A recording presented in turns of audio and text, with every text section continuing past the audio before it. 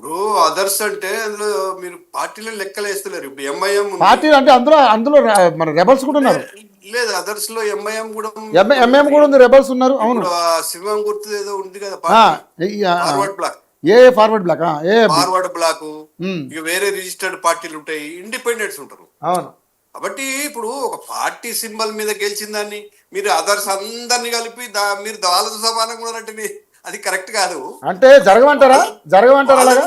లేదు, వాళ్ళని వేరు వేరుగా చూపిస్తే డెఫినెట్ గా అప్పుడు పార్టీ వైజ్ గా ఎవరి స్ట్రెంత్ ఏందనేది వస్తుంది. అవును. కాబట్టి అదర్స్ అనేది అవన్నీ కలిపి ఇలా రాష్ట్రంలో కూడా చాలా చోట్ల ఎంఐఎం కూడా గెలుస్తుంది బాగానే. అవునవును. చాలా మున్సిపాలిటీలలో 10, 15, 8 ఇలా నేను అనుకుంటా బైన్సాది మున్సిపాలిటీ గెలిచినట్టున్నారు వాళ్ళు, చైర్మన్ అవుతున్నారు. కాబట్టి ఏదైతే ఉందో బీజేపీ డెఫినెట్ గా మంచి పర్ఫార్మెన్స్ చేస్తుంది. కాకపోతే ఇంకా బాగా చేయాల్సి ఉండే.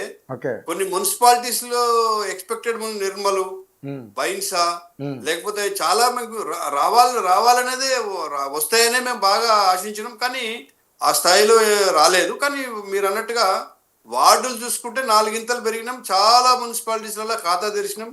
ఇలా రాష్ట్రం అంతటా కూడా బీజేపీ సంబంధించినటువంటి ప్రాతినిధ్యం వహించేటువంటి వ్యక్తులు మున్సిపాలిటీలలో ఉన్నారు. మీరు అన్నట్టుగా ఎడ్జ్ ఉంటది, ఆ అవకాశం ఉంటది. కాబట్టి ఇలా కాంగ్రెస్ పార్టీ అధికారంలో ఉంది, ముఖ్యమంత్రి గారు లేకుంటే మంత్రులు, ఎమ్మెల్యేలు అంతా ఎటు చూసినా వాళ్ళే కనిపిస్తారు. కాబట్టి ప్రజలకు కూడా ఏమైందంటే రాష్ట్రంలో అధికారంలో పార్టీకి వేస్తే మాకు ఇంకా మరింత మేలు జరుగుతుందని కొంత ఒక సెక్షన్ కావచ్చు, ఒక సెక్షన్ అభ్యర్థులను బేస్ చేసుకొని వేసి ఉంటారు, ఇంకో సెక్షన్ మిత్రులు చెప్పినట్టుగా విపరీతమైనటువంటి ప్రలోభాలు అవి కూడా కొంత మరి ప్రభావితం చేస్తాయి. చాలా చోట్ల ఇండిపెండెంట్స్ కూడా ఆ స్థాయిలో ఖర్చు పెట్టిన వాళ్ళు గెలిచారు. కాబట్టి ఇది సరే, ఇవన్నీ ఏ ఎన్నిక ఆ ఎన్నికే. మేము మాత్రం రాబోయే రోజుల్లో అసెంబ్లీని టార్గెట్ గా పెట్టుకొని అబ్కి బార్ బీజేపీ సర్కార్ అనేటువంటి డెఫినెట్ గా ఆ స్లోగన్ తోటే ముందుకెళ్తాం. రాబోయే ఒక్క అవకాశం మాకు ఇస్తే ఈ రాష్ట్రంలో మరి అవినీతి లేని, ఈ యొక్క అరాచకం లేని పరిపాలన ఇస్తామని చెప్పేసి ప్రజలకు చెప్పబోతున్నాం. ఇప్పుడు ఈ ఎన్నిక కూడా దానికి ఉపయోగపడుతుందని నేను భావిస్తున్నా. కానీ ముఖ్యంగా సార్ ఇక్కడ ముఖ్యంగా చూస్తే క్యాంప్ రాజకీయాలు బాగా ఎక్కువ సాగుతున్నాయి, వాటి మీద చాలా కొట్లాటలు జరుగుతున్నాయి. సో ఏం సార్ దీన్ని ఏ విధంగా చూడొచ్చు?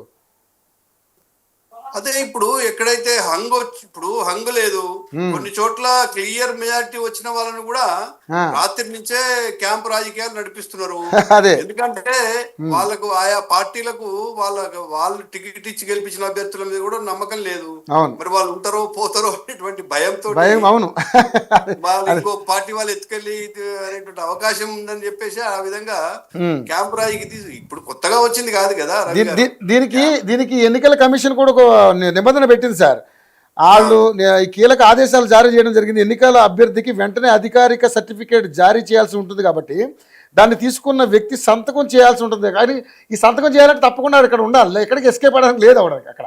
అదే అందుకే ఇప్పుడు నేను మా దగ్గర చూశాను, మా ఊర్లో ఆర్మూర్లో అందరూ కూడా ఇక్కడ చుట్టుపక్కలే పెట్టుకున్నారు రాత్రి నుంచి. ఆ రిజల్ట్ వచ్చాక ఒక ఎస్ కార్డు నుంచి పంపించి సర్టిఫికేట్ తీసుకొని మళ్ళీ తీసుకొచ్చి మళ్ళీ క్యాంపులో పెట్టుకున్నారు. అదే సరే, ఇదంతా కూడా క్యాంప్ రాజకీయాలు మనకి ఈ రోజు కొత్త కాదు. ఇది నేను 10 ఏళ్ల కిందనే చూశాను. మా ఆర్మూర్లో 40 రోజుల క్యాంప్ జరిగింది. 40 రోజులు ఎందుకో ఎన్నికలు అప్పుడు చాలా డిలే అయినాయి చైర్మన్ కు. నేను అనుకుంటా బహుశా ఒకసారి కోరం లేక అట్లా వాయిదా పడుతూ 40 రోజులు పాపం నార్త్ ఇండియా అంతా దింపుకొని వచ్చిండు అభ్యర్థి, ఖర్చు పెట్టుకొని చివరికి ఓడిపోయిండు. అంటే ఇది సహజంగా ప్రతి ఎన్నికల్లో కూడా ఈ క్యాంప్ ఈ ఎమ్మెల్యేలకే తప్పలేవు. ఇప్పుడు దీనికి ఏమొచ్చింది? నాకు వచ్చిన డౌట్ వచ్చింది, మీరంత సీనియర్ నాయకులు కదా, ఇప్పుడు బొత్స శ్రీనివాస్ గారు కావచ్చు, అండ్ కోటపాటి నరసింహనాయుడు గారు కావచ్చు, ఈయన మన శామిలి కార్తిక్ కావచ్చు. సో నల్గొండ జిల్లాలో చిట్యాల మున్సిపాలిటీలో సార్ ఒక వింత జరిగింది. వింత అంటే ఏం లేదు, ఒక ట్రాన్స్జెండర్ విజయం సాధించింది సార్. అది దాదాపుగా 109 ఓట్లు మెజార్టీ వచ్చింది ఆమెకి. ఎవరు? సిపిఎం అభ్యర్థి మీద నగేష్ పై ఇండిపెండెంట్ అభ్యర్థి నాగిళ్ల కావేరి అలియా సుధాకర్ అనే అతను ట్రాన్స్జెండర్ ఒక గెలుపు సాధించారు. అంటే ఇంకా ప్రజాస్వామ్యంలో సామాన్యులు పోటీ చేయొచ్చు అన్న దానికి ఏమన్నా ఒక నిదర్శనం ఏమన్నా వచ్చిందంటారా? అంటే అక్కడక్కడ కొన్ని జరుగుతుంటాయి. ఇప్పుడు నేను నా ఓన్ వార్డు, ఆ, నేను ఆర్మూర్లో నేను ఉండే వార్డు 19వ వార్డు ఆర్మూర్ మున్సిపాలిటీలో ఉమ్, ఓ ఇండిపెండెంట్ అభ్యర్థి 250 మెజారిటీతో గెలిచిండు. ఉమ్, ఆయన యాక్చువల్ గా కాంగ్రెస్ లో యాక్టివ్ గా తిరిగే వ్యక్తి, టికెట్ ఇవ్వలేదు. ఉమ్, ఆ పిల్లోడు మళ్ళా చిన్న పిల్లోడు, వాడు 30 ఏళ్ళు కూడా ఉండవు. ఆ, వాళ్ళ సిస్టర్ నిలబెట్టి మొత్తం మీద ఇప్పుడు రెండో చైర్మన్ అభ్యర్థి, కాంగ్రెస్ కి చైర్మన్ అభ్యర్థిని కూడా ఓడించారు. అదే అదే మరి బీజేపీ అభ్యర్థి కూడా ఆశించిన స్థాయిలో ఓట్లు రాలేదు. అదే కాబట్టి అట్లా జరుగుతుంటాయి అక్కడక్కడ. ఏంటంటే నేను ఇందాకే చెప్పాను కదా, ఇప్పుడు అభ్యర్థి 50% అండి. ఉమ్, మున్సిపల్ కౌన్సిలర్ అంటే వాని ఓన్ గా కెపాసిటీ ఉంటే 50% సొంతంగా ఓట్లు తెచ్చుకుంటే ఇంకొక 50% పార్టీ బ్యానర్ పనిచేస్తుంది. అవును, ఇప్పుడు నేను చెప్పిన ఎగ్జాంపుల్లో పార్టీ బ్యానర్ కూడా పనిచేయలేదు, ఓన్లీ సొంతమే. ఉమ్, ఇప్పుడు వాడు ఇండిపెండెంట్ గెలిచిందంటే అయ్యా వాడు మొత్తము పార్టీలను కూడా అధిగమించి కదా, అదే అదే పార్టీలో ఇన్ఫ్లుయెన్స్ ఏం లేదన్నట్టే కదా. మా దగ్గర ఆర్మూర్లో ఇప్పుడు 3 ఇండిపెండెంట్ గెలిచారు, 4 గెలిచినట్టున్నారు. ఉమ్, ఒక ఎంఐఎం గెలిచింది, మిగతా 19 కాంగ్రెస్, 8 బీజేపీ. అదే. బీఆర్ఎస్ కూడా ఒక 5 గెలిచింది. బీఆర్ఎస్ గెలుస్తాం అనుకునే అన్ని ఓడిపోయినారు, కొన్ని అదనంగా వచ్చారు. అదనంగా వచ్చి అంటే వాళ్ళు ఎక్స్పెక్ట్ చేయలే, అదే అదే మేము ఎవరు ఎక్స్పెక్ట్ చేయని సీట్లు గెలిచారు. అదే మేము బీజేపీలో కూడా కొన్ని కంపల్సరీ గెలుస్తారనుకున్నాయి పోయినాయి, అదే. అనుకోకుండా కొన్ని టఫ్ ఉన్నాయి అనుకున్నాయి గెలిచారు. కాబట్టి ఇదంతా కూడా మనము ఎక్కడికక్కడ స్థానికంగా ఆ పరిస్థితులు, ఆ వార్డు, అక్కడ ఏదైనా పనులు, అన్నిటి మీద ఆధారపడి జరుగుతుంటాయి. కాబట్టి ఏదైనా కూడా చివరికి మీరు చూసేది మీడియా, లేకుంటే పైనుంచి జనం చూసేది ఏంటంటే ఏ పార్టీ ఎన్ని గెలిచింది, ఉమ్, ఎవరు చైర్మన్ అయినరు, ఇదే కదా. అంతేగా పరీక్షల్లో ఎన్ని మార్కులు వచ్చినాయి అనేది కదా మీరు చూసేది. ఫైనల్ గా మార్కులు వచ్చింది ఎన్ని అనేది చూడాలి. అది కాపీ కొట్టి పాస్ అయ్యాడా, ఇట్లా ఇది కరెక్ట్ చెప్పారు. కాపీ కొట్టిండా, ఎవరైనా వచ్చి డిక్టేట్ చేస్తే రాసి, లేకుంటే ఈడి బదులు ఇంకెవడన్నా పేపర్ రాసి, ఇవన్నీ ప్రజలకు అవసరం లేదు. అవును, మార్కులు వచ్చినాయా, పాస్ అయ్యడా లేదా, మరి ఉద్యోగం వచ్చిందనే కదా చూసేది. అదే అదే. కాబట్టి ఏదైనా కూడా సరే, ఇదంతా కూడా ప్రజాస్వామ్యంలో ఆ, అనేక అనూహ్యమైనటువంటి విజయాలు, అపజయాలు, అదే ఈ రెండింటి కూడా స్కోప్ ఉంది. కాబట్టి సరే, ఏదైనా ప్రజలిచ్చిన తీర్పును అందరం కూడా గౌరవించాలా. శిరస వహించాల్సిందే. ఈసారి కాంగ్రెస్ది, రాబోయేది బీజేపీదని మాత్రం నేను గట్టిగా చెప్పగలుగుతాను. Okay, right. ముఖ్యంగా చూసుకుంటే సార్, ఈ ఓట్ల కోసం ఒక అభ్యర్థి, మీ అభ్యర్థి బాగా చాలా బోరును వెలిపిస్తూ ఓట్ల అభ్యర్థన చేశారు ఆవిడ. ఏది మన యాదగిరిగుట్ట 9వ వార్డు బీజేపీ అభ్యర్థి ఉమ్మగండి రాజాబాయి అంట. ఆమె ఓటర్ పాలయ్యారు ఒకసారి.